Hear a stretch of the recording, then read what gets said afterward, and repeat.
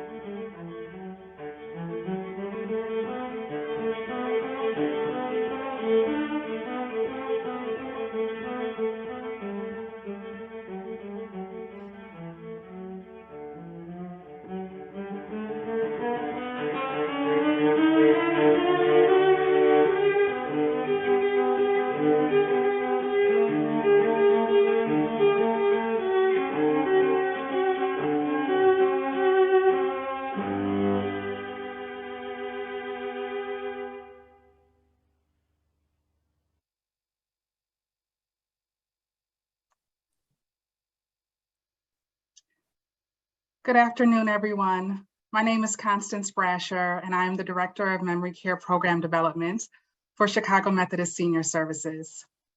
On behalf of CMSS, welcome to the first of 4 events this year in our Grow With Us series, featuring the screening of the documentary, I Remember Better When I Paint. I am thrilled to have you join us this afternoon to view such a powerful film that is sure to resonate with you and showcase the incredible impact creative arts have on all of us, but especially those living with Alzheimer's disease and other forms of dementia. I look forward to watching this film again, which will be followed by a panel discussion of those close to the film and experts in the field of memory care. And I'm honored to serve as moderator for the discussion. The power of creative arts is becoming a fabric of our foundation at CMSS. And this timeless and inspiring film teaches us how to enhance the quality of life for the residents we serve in our communities. In our New Vision campaign last year, one of the pillars of the strategic plan was to create a center of memory care excellence. And to achieve that, it's imperative that we continue to use the arts to provide residents with optimal experiences to express themselves and feel joy and meaning every day. Now it's my pleasure to introduce Mr. Barry Peterson, Emmy Award-winning CBS News correspondent, who won an Emmy Award for the story on CBS Sunday Morning about his wife Jan's struggle with early onset Alzheimer's. He wrote a book titled Jan's Story, Love Lost to the Long Goodbye of Alzheimer's. His wife passed away in 2013. At this time, Mr. Peterson will say more about the film and welcome one of the film's creators. Mr. Peterson, take it away. Thank you so much. Thank you. I opened Facebook yesterday to read a post by an old friend. He called it the no pity zone. In it, he said he has been diagnosed with early onset Alzheimer's, but he wants no pity. We traveled with Peter and his Vietnamese wife, Stacy, to Vietnam on a story some years ago. He says of his wife today, her once bright future has darkened and depression has kept happiness from her. Peter is the latest on the path that millions of us have traveled. It starts with fear of this unknown disease and fear of the future. It slips into depression because of the helplessness. And somewhere along the way, it becomes an aching loneliness for the mind you are losing, yours or the person you love. So how do we talk about and face Alzheimer's? The documentary you are about to see is one of the most extraordinary examples of exactly how to talk about it. Verna Huebner's mother was all but lost to Alzheimer's, but she really wasn't. Somewhere inside, there was an artist, a creative soul. And the miracle of this documentary is that there was a way to reach her, to let out what was believed to have been lost. I Remember Better When I Paint is narrated by Academy Award-winning actress Olivia de Havilland. There is no feel-good story about Alzheimer's, but there are stories that feel right, that take us inside a person where no doctor or MRI can go and teach us really how little we know about this disease. But Verna has followed up on her amazing documentary with a relentless campaign to get it seen and discussed so we all better understand Alzheimer's. She sent her friends, Newt and Joe Minnow, a copy of the documentary. And afterwards, Verna got a phone message from Joe that she saved for years. "We just saw the film," Joe said. "We were overwhelmed by it. Newt wants to show it to some friends." Well, Newt's friends were the top people at PBS, where he has been involved for decades. Now, the documentary has been broadcast through WTTW as a sponsoring station on PBS stations innumerable times nationwide. We have here a moment when the determined Verna meets the extraordinary Joe, who died just a few weeks ago. Joe's obituary talks about her more than 70-year marriage to Chicago lawyer Newton Minnow, her 3 children, and her writing children's books, her love of Chicago and the many boards on which she served or chaired. But my favorite story tells us a lot about her character. And I preface this by saying, Joe was bright and witty, the very epitome of elegance and decorum, until you pushed her one step too far. Here's a quote that I share with delight. She served as president of the Juvenile Protective Association, originally founded by Jane Addams. When she became president of the JPA, board meetings were held at the University Club, which did not allow women to enter through the front door. She moved the meetings to another location that allowed all members to enter through the front door. And she was just as determined that she was not going to let Verna's documentary sit on a shelf, so she didn't. I read recently that the first human mission to Mars may be as soon as this decade. My guess is that none of us here will be on that mission, but television and technology will surely take us all along. What an amazing mission of exploration. And yet, what you are about to see is an equally amazing mission of exploration. It takes us to the very deepest part of the brain, some say the very last part affected by Alzheimer's. And yet, the doctors and caregivers you hear from speak about this without certain knowledge, because in truth, no one knows what thoughts are happening in an Alzheimer's brain. The conventional wisdom is that we can't see in, they cannot see out. Verna doesn't do conventional wisdom. She went and listened and filmed and put together an exploration. And now it is your moment to make this amazing journey.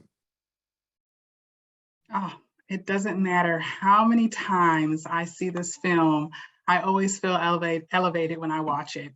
I hope you all enjoyed it as well.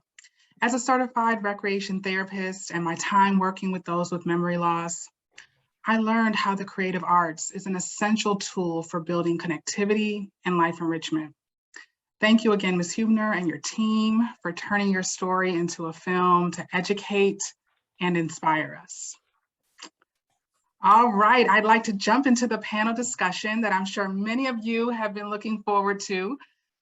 The first panelist is Judy Holstein. I met Judy about 14 years ago when I did my first internship. So this is truly a full circle moment for me. Other than a dear mentor and friend of mine, Judy is a drama therapist who previously served as Director of Adult Day Services at the Council for Jewish Elderly and served more than 20,000 older adults and family members per year. She is a true pioneer in this industry. Great to see you, Judy, and thank you for being here. The first question for you: what continues to inspire you about this powerful documentary, and what are your top insights for innovations in memory care? Hello, Constance. It's great to see you again and everybody else on the panel and out there in viewing land. The movie demonstrates irrefutably, simply by all of the things that it shows us, and experts who talk to us, and people and families with Alzheimer's engaged in the various arts. It demonstrates irrefutably that people have joy and surprise and confidence and pride and connection with others, and that these arise through art, music, dance, and drama therapy, and that these kinds of human experiences are vital to the human being. It lets you be fully alive. The movie demonstrates that.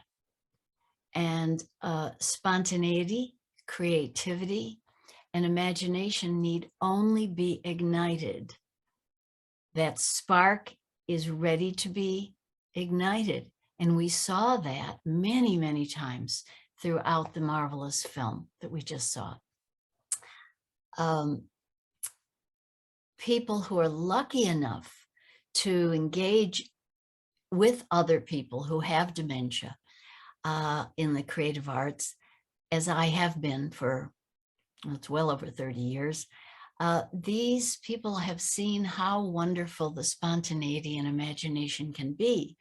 So CMSS is committed to engage the residents and to bring them together with family, volunteers, staff, in engaging in the creative arts. As the movie shows, the results of this engagement will change lives.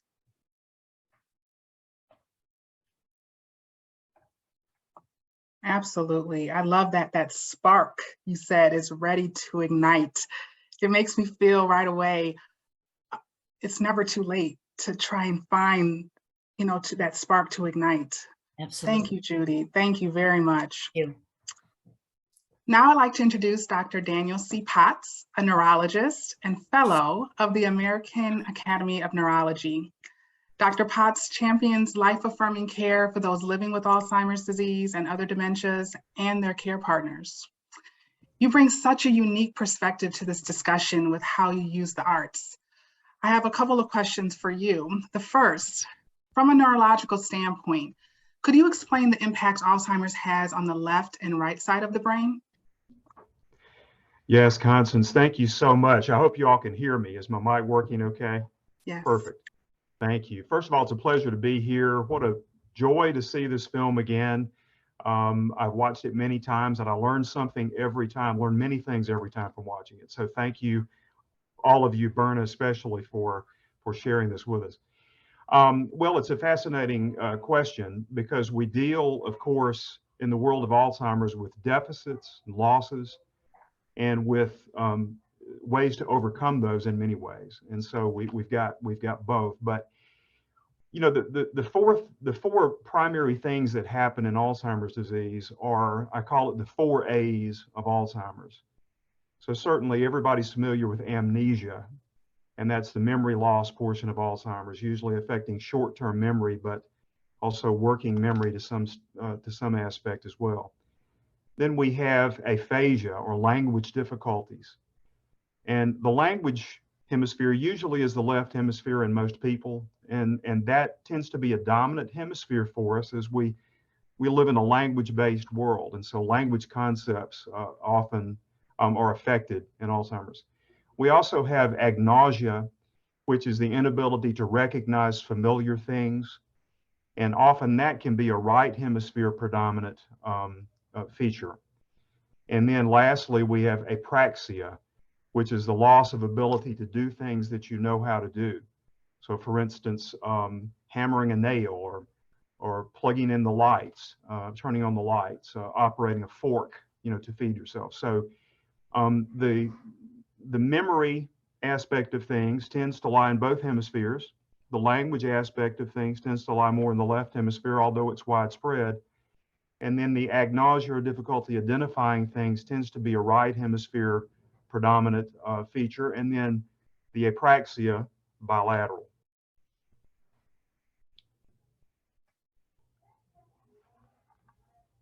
Thank you very much.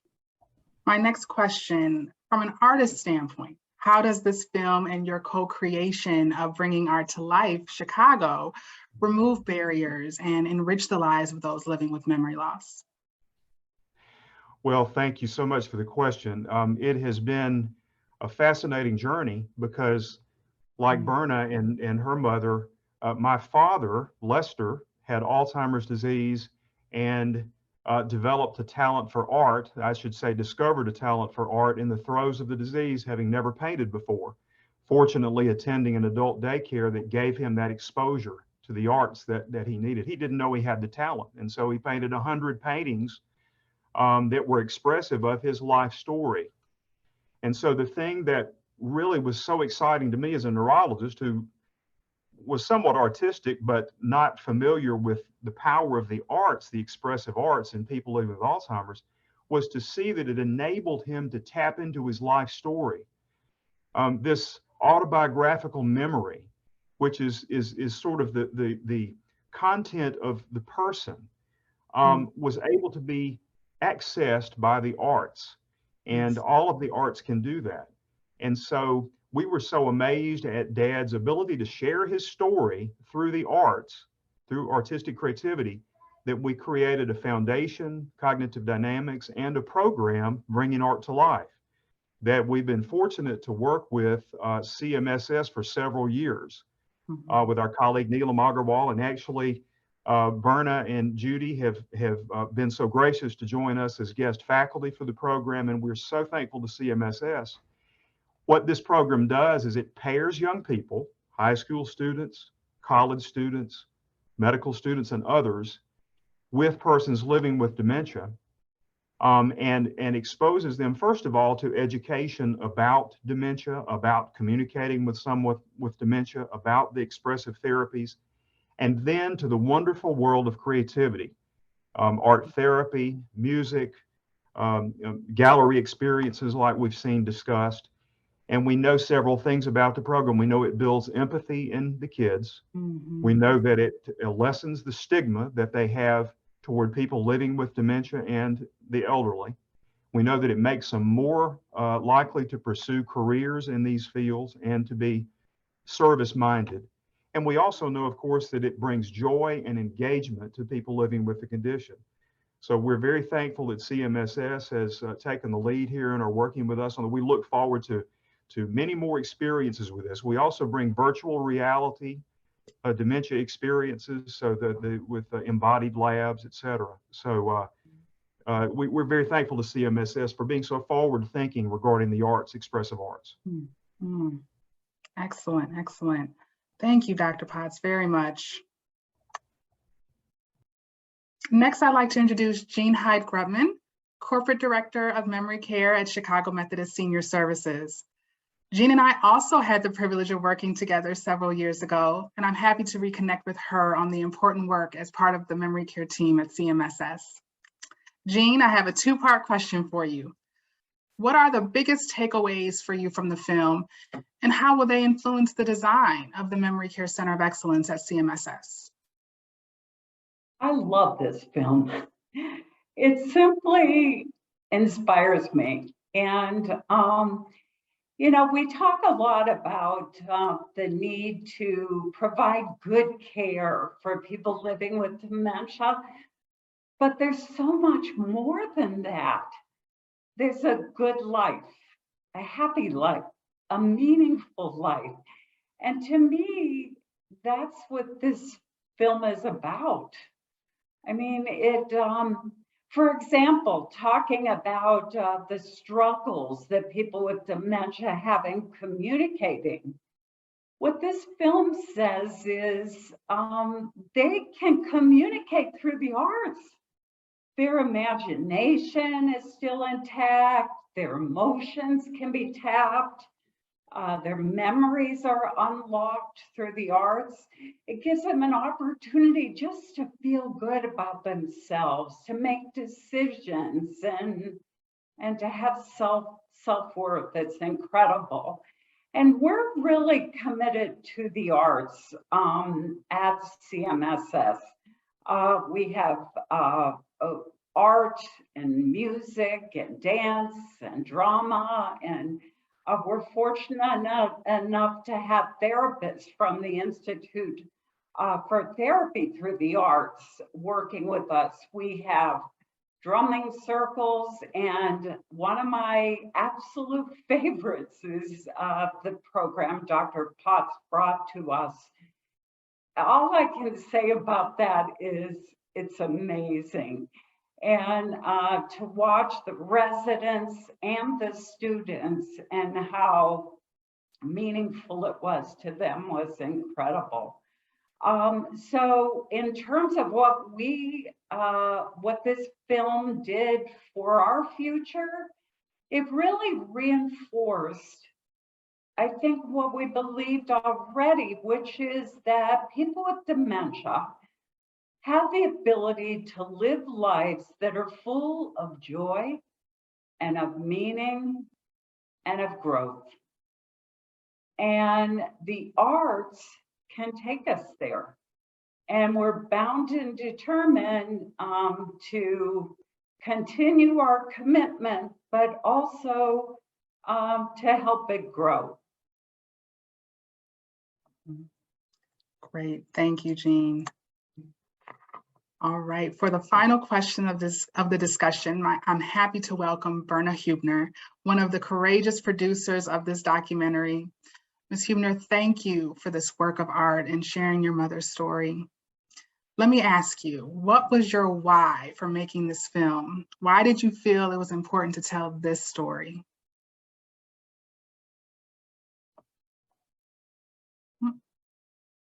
Oh, you're on mute, Ms. Huebner. Sorry. Thank you so much, Constance, and thank you so much to the whole CMSS team, and a special thanks to the Minnow family and to Barry Peterson for joining us today. Thank you, and to the panelists. The why that I made this film is summed up in one paragraph that one of the people in the film wrote in our book. And Dorothy Seaman was one of the nurses who you meet in the film, and she reappears in our book. And we have done what she's been doing when she worked at the VA hospital in Chicago, because Dorothy Seaman says that the important thought to the story is that we think our health education does not begin to teach the potential of the sacred spiritual relationship that can and should exist, that much of the real comfort and healing that needs to be done is in the context of listening with the ears of our heart. And listening with the ears of our heart sums up beautifully our entire project, because in retrospect, that's what I was trying to do. I was listening to the words and with the ears of my heart when I asked my mother if she wanted to start painting again, and she gave me the answer. It caught my attention, inspired my action, and later became the title of the film, the book, and the play, I Remember Better When I Paint. 6 words that changed my life and her life and many other lives. Oh, that's just wonderful. That sums it up perfectly. Thank you, Ms. Huebner, for your insight and for choosing to tell this story. It's just as relevant and important now as it was when it first debuted. CMSS is honored to continue to shine a light on this film and the impact of creative arts on the memory care community. Well, a huge thank you to all our panelists, who are such a dynamic group of professionals and advocates for the important work in memory care. We appreciate you for sharing your expertise with us today. Before we conclude, I encourage you to please get involved with us in Chicago Methodist Senior Services Grow With Us campaign. We would love to have your support and involvement. Introduce us to new partners, friends, families, follow us on social media, donate to our organization, volunteer with us, or simply sign up for our newsletter. I hope today's film and discussion was as enlightening and educational for you as it was for me. And we look forward to you growing with us into the future. And I do want to mention we sincerely apologize for the technical difficulties earlier, but hope that you are able to connect with the message of this film. Have a great rest of your day, everyone. Take care and be well.